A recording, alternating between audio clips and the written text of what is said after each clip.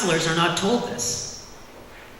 And actually 448 is quite the oxymoron, because 448.1 is immunity, and 448.2 says councillors and staff can have torts or be sued. And actually, I think it was, I can't remember his name, Roman Sirachman. He's actually been successful in suing a councillor in Flamborough. Is that where he's from again? Flamborough, yeah. But they're not telling them this. They're telling municipal councillors that they are God and they can do whatever they want. They aren't telling the municipal councillors or the mayors that they have to know and understand a minimum of 80 pieces of provincial legislation.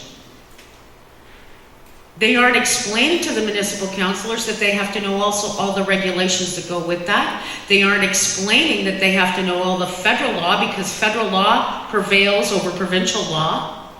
And then they most certainly are not telling the municipal councillors, you have to know and upstand and uphold the people's constitutional rights. Because when these councillors and provincial legislators and the federal legislators, when they win, they go in and they swear an oath to the crown. They don't even understand what that oath actually really truly means. They are to be the guardians of the Constitution. They are to uphold that document no matter what. Because in upholding that document, they are protecting the crown, they are protecting everyone in this room, and they are protecting themselves. They all think they're immune. They really do. At least a lot of them. And that's the biggest problem. They don't understand that every time they pass a statute and they make you fight it in court, they're making themselves fight it in court. And they're removing their own rights. We have a prime example of that. We've actually had a mayor that did not get re-elected because the bylaw inspector didn't like him.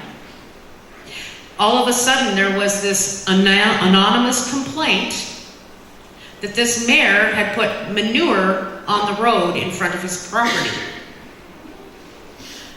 The bylaw inspector actually scuttlebutted out there and took a picture of horse poop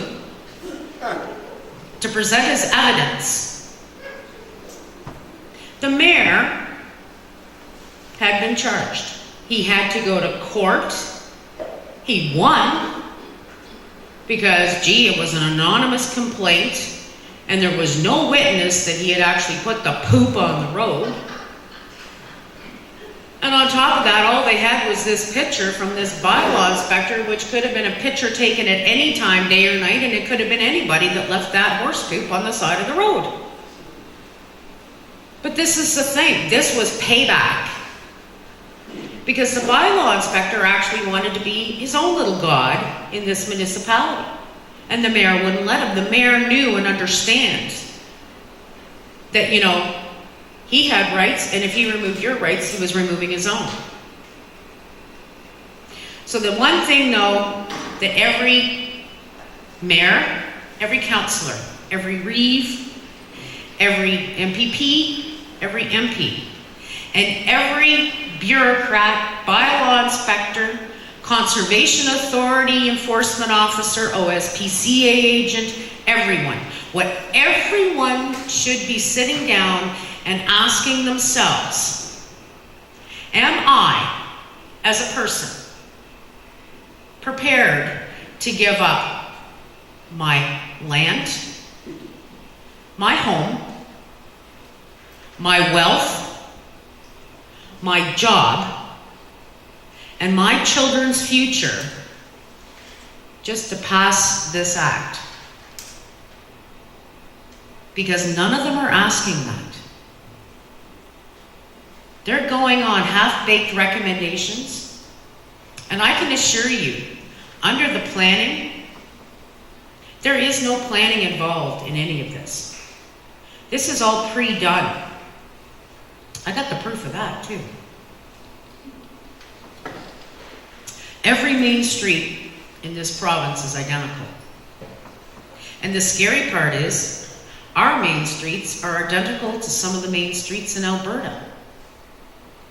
Because there are only 3 companies that are creating the plans for every municipality. And that would be Stantec, Luna, and there's a third one out there somewhere.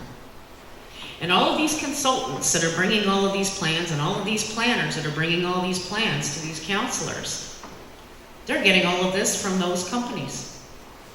You wonder why all of your malls have calming curbs in them now? That's California planning, because Stantec did the planning for California.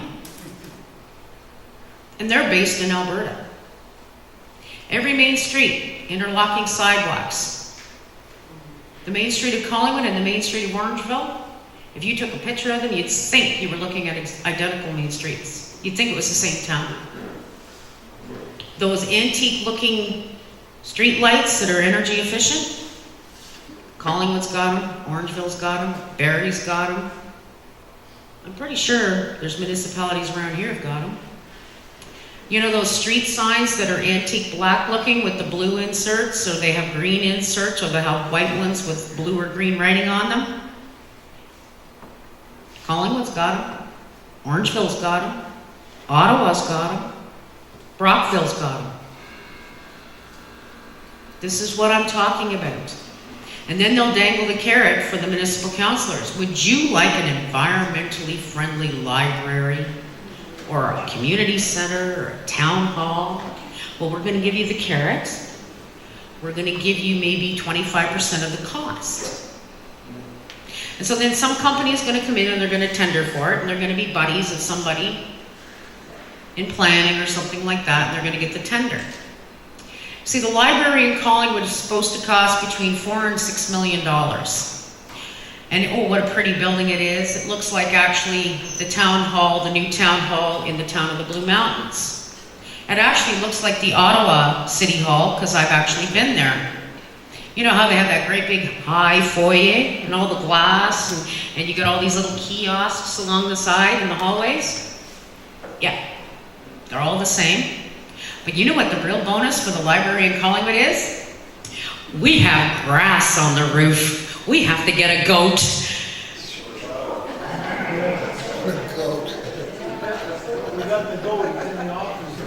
But this is the crazy part.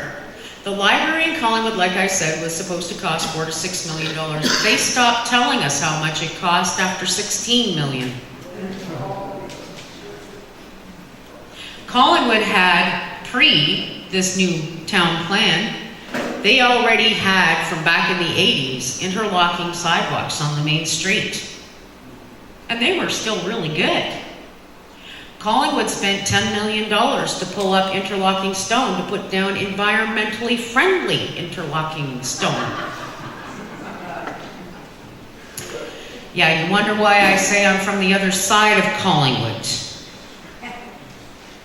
And this is because of staff recommendations.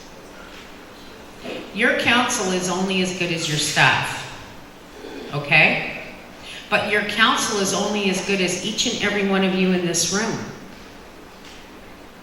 See, I've been doing a lot of work right now with actually quite a few different councillors and mayors and reeves. And actually I hooked up with 2 more last night, because they're getting fed up too. But the main little star we have is Mark Henderson, who's the reeve of Jocelyn Township up north. So the Council of Jocelyn Township was actually going to be passing an official plan amendment, and it was going to be quite harmful to his residents. So Mark, being the crafty guy he was, he phoned every resident in his township, and he told them when the meeting was going to be. So 500 residents showed up at that meeting. They didn't pass that bylaw. And Mark said, Elizabeth, have you ever faced a mob before? That's what you all are doing actually with your D55, and that's beautiful. But Shirley should not have to be going to the OMB. You know what the city of Ottawa is actually doing to Shirley and the rest of you about this D55 thing? They are committing fraud. I'm going to say those words. Because what they're doing, they have no statutory authority whatsoever to do. All they're trying to do is waste her money. They're trying to burn her out. So if Shirley is going to the Ontario Municipal Board, I most certainly hope you guys might pass the hat and give her a hand financially.